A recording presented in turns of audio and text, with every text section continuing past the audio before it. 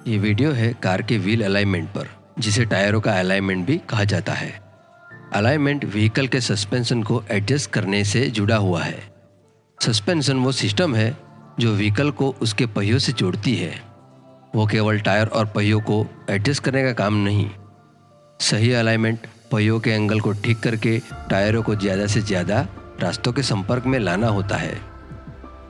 Alignment टायरों की performance को बढ़ाने में मदद करता है और लंबे समय तक चलाए रखता है।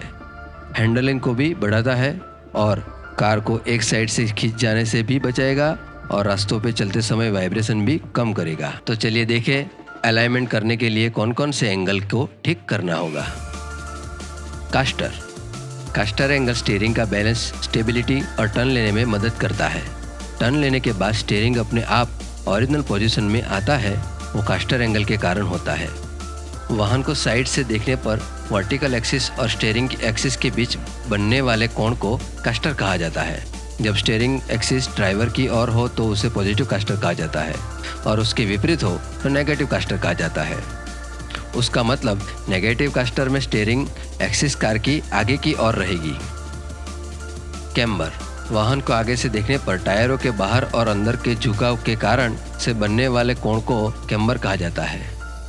अंदर और बाहर के ज़्यादा झुकाव को क्रमशः नेगेटिव और पॉजिटिव कैम्बर कहा जाता है।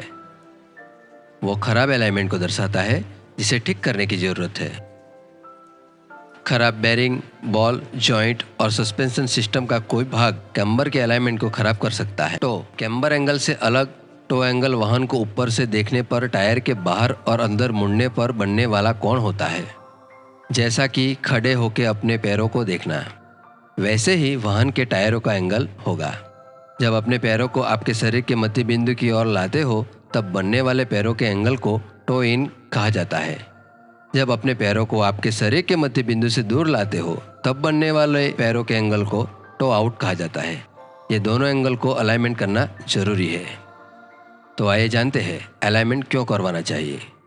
पहला कारण है फेदरिंग।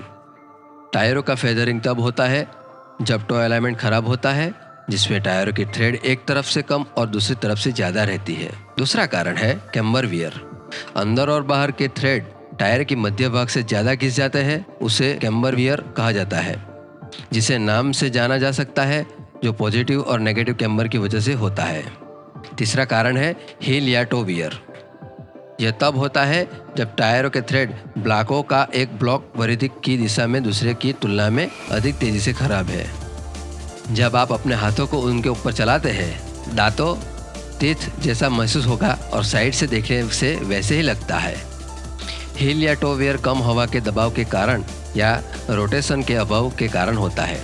अब आगे जानेंगे खराब अलाइनमेंट के कारण महसूस किए जाने वाले संकेतों। अनियमित टायरों का घिसाव, वाहन का दाएं या बाएं खिंचाव, वाहन का एक साइड पुल करना, वाहन चलाते समय स्टीयरिंग का सेंटर में ना रहना, स्टीयरिंग व्हील का कंपन करना। आगे जानेंगे मिस अलाइनमेंट होने के कारणों को। जोर से झटका लगना, जैसे कि बम्प या गड्ढे में गिरने की वजह से, खराब और घिस चुके स्पार्ट्स की वजह से, बिना जरूरी वाहन की ऊंचाई में बदलाव या वाहन के टायरों की सही साइज न होने की वजह से फिलहाल ही वाहन में कुछ काम करवाया हो। आइए जाने व्हील अलाइनमेंट के बारे में कुछ जरूरी बातें।